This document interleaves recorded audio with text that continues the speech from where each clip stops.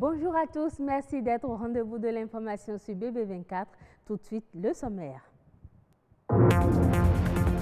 Pendant longtemps, la jacinthe d'eau était considérée comme une malédiction. Aujourd'hui, elle est une source de revenus pour plusieurs Béninois qui s'intéressent à sa transformation.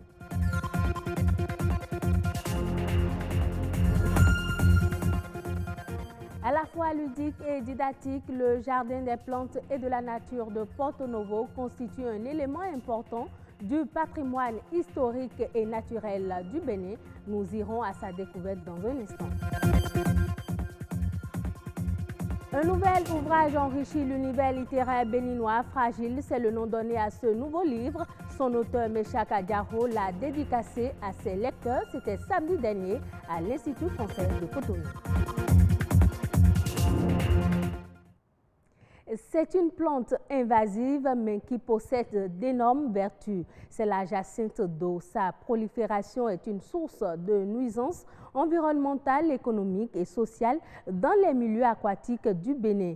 Mais malgré cette capacité de nuisance, sa transformation en objet ou fibre dépolluante est source de revenus pour quelques Béninois. Flavien Dovonou nous en parle ici.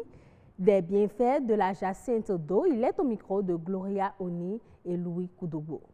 Les jacinthes d'eau sont des plantes aquatiques du nom scientifique de Echcornia crassipes. C'est une plante d'origine américaine, elle est venue de l'Amérique du Sud et elle envahit actuellement nos cours d'eau et nos plans d'eau. Aujourd'hui, les jacinthes d'eau constituent un fléau environnemental pour nos cours d'eau et pour nos plans d'eau. Tout simplement parce qu'elle empêche la navigation sur les cours d'eau de façon générale, empêche la mobilité des pirogues, des bacs motorisés.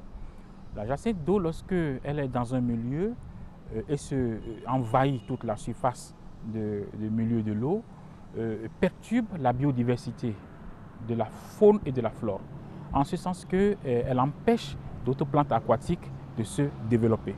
Il y a des ONG qui s'investissent dans la valorisation de la jacinthe d'eau. C'est une bonne chose parce que c'est ce qu'on appelle la lutte mécanique pour pouvoir, n'est-ce pas, essayer de pousser loin, pour pouvoir amener à la destruction de cette espèce envahissante.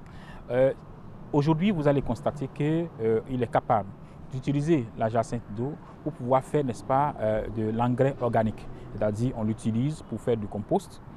Il est possible aussi d'utiliser la jacinthe d'eau, n'est-ce pas, pour pouvoir faire des éléments artisanaux. C'est-à-dire, on fait les éventails, on fait les chapeaux, on fait les couvre-verres, pour pouvoir empêcher, n'est-ce pas, que les bouteilles de verre tombent et cassent facilement.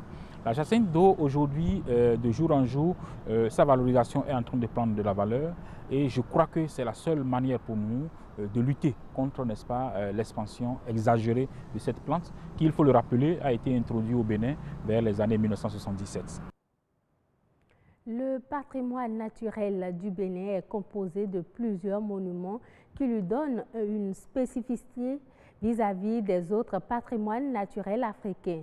Le Jardin des plantes et de la nature de Porto Novo est justement l'un de ces monuments historiques et écologiques du patrimoine historique et naturel du Bénin. Doté d'une grande biodiversité, ce jardin de conservation a un intérêt à la fois ludique et didactique. Agnès Bello pour plus de précisions. Considéré par beaucoup comme étant le poumon vert de la ville capitale Porto Novo, le Jardin des plantes et de la nature est un musée à ciel ouvert. Il conserve plusieurs variétés d'espèces végétales qui témoignent de son histoire. De la forêt sacrée en passant par le jardin colonial jusqu'à l'actuel Jardin des plantes. Que le dernier inventaire qui a été fait dans ce jardin remonte à 2012 et nous a révélé plus de 330 espèces végétales, et ce qui est conforme exactement à l'inventaire de 2005. Mais depuis 2012, nous avons mis en place un programme qu'on appelle le programme Zumbuche, financé par la Fondation EDF, Électricité de France, qui nous permet en fait aujourd'hui de repeupler le jardin. Ce qui fait qu'aujourd'hui le nombre d'espèces en 2017 passe de 330 à 430. Le Jardin des plantes est très riche en espèces rares telles que le laurier sauce, et le poivrier planté depuis 1905 par le gouverneur du Dahomey d'alors.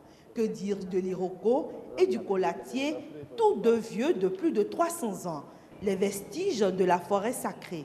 Même la présence de singes et d'écureuils sur ce site constitue un attrait pour de nombreux visiteurs. Nous sommes à peu près à 20 000 visiteurs par an. Et parmi ces 20 000 visiteurs, il y a une grande partie qui est constituée des visiteurs scolaires. Parce que depuis 2009, le jardin est inscrit comme site pédagogique d'exploration du milieu naturel. Et donc, obligation est faite à toutes les écoles, à partir du primaire jusqu'en classe de seconde, au secondaire, de visiter le jardin, non pas pour visiter, pour découvrir, mais pour y travailler. 100 francs à 300 francs CFA pour les visites scolaires, 500 francs pour la visite des touristes sans guide et 1000 francs pour la visite des touristes avec guide. De quoi payer les 16 employés du jardin et assurer l'entretien du site. Meshak Adjaro commet un nouveau livre. Fragile, c'est le nom de cette œuvre littéraire qui donne à lire des textes poétiques riches et émouvants. À la faveur d'une cérémonie de présentation de cette œuvre, l'auteur a dédicacé son ouvrage à ceux qui aiment sa plume. À l'occasion, sur une note de flûte à bec, Meshak Adjaro a offert un chant à ses fans. C'était à l'Institut français de Cotonou. Les précisions dans ce reportage de Patrick Adjagbodjou. 147 pages, 30 textes poétiques pour nourrir le corps et l'âme. Meshak Adjaro, commun fragile, présenté et dédicacé au public. Fragile, au-delà de recueil de poèmes, c'est une œuvre d'art. C'est une œuvre d'art au plein sens du terme, parce que il est présenté avec le soin, avec le polissage qu'on doit à une œuvre d'art. Il est présenté avec cette verve, avec ce goût du calembour, avec ce goût de l'alliage précieux du sens et de la mesure, et ce goût de l'alliage précieux du sens et de la malice. Cette malice qui fait les grands auteurs. La poésie a de beaux jours devant elle. Meshak Adjaro nous amène dans les méandres de l'amour, un art qui donne plein pouvoir à la verve. Nous voulons apprendre aux gens qui nous lisent et qui nous croisent à regarder la vie autrement, à donner de l'importance aux choses qui pourraient être des détails et à banaliser d'autres qui ne méritent pas d'en faire tout un plat. Et la poésie permet de faire ça. Au-delà d'une cérémonie de présentation d'œuvres littéraires, l'écrivain dévoile son talent de musicien et offre gracieusement à ses fans une note de flûte à bec.